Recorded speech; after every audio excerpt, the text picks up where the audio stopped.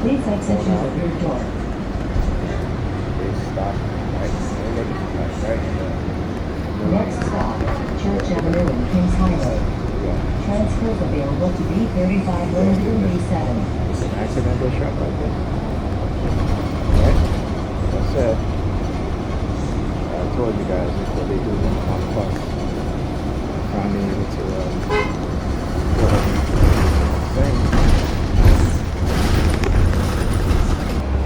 yeah, so like I said, I knew one day I was going to get them, even though I didn't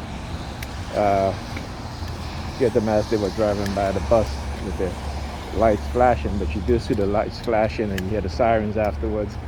Like I said, and usually those times when I have so much difficulty getting into my phone app, because again, they're purposely doing this, right? Because they don't want to be identified either by their face or by the vehicle number and license plate that they are driving. Talking about the NY Predator Department members who engage in illegal human rights violation, as well as civil rights violations and constitutional rights violations. So they don't, like I said, so I always have, when those moments happen, I can't get into my phone, can't launch the phone app.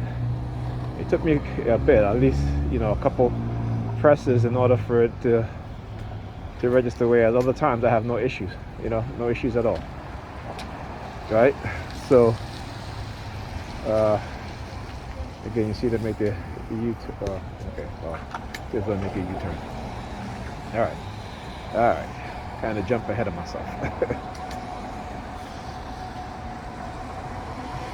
All right, so what I was talking about, yeah, so the movie I'm talking about.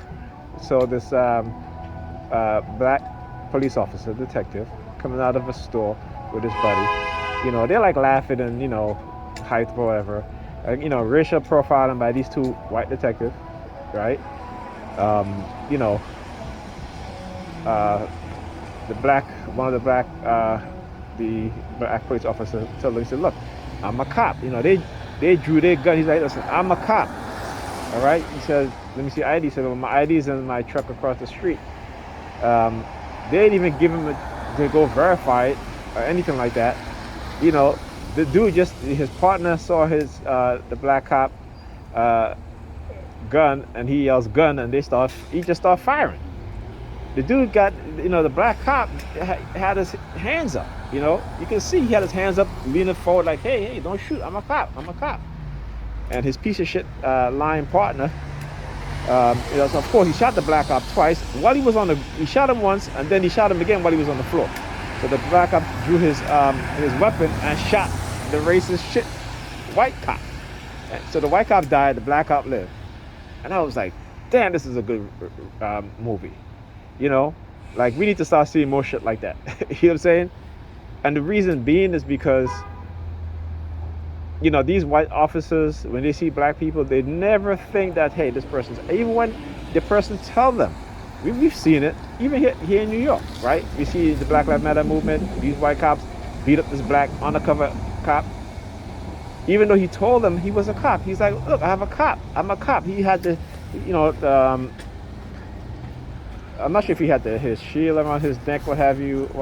But after they beat him up now, put him in the ambulance and everything like that, then, after they saw his ID, then, afterwards they came to his hospital room, trying to manipulate him into not pressing charge. He come out of the car grabbing his crotch. Look. Across the street. Come out his car grabbing his crotch. See these slick motherfuckers? I tell you. And he was sitting there, so he waited. He waited until I looked away to come out and do it, right? Because again, he's in my peripheral vision. So, the camera is not going to pick it up, right? But he's in my peripheral vision. So yeah, that's what they do. So anyhow, my bus is here. I'll continue when I go.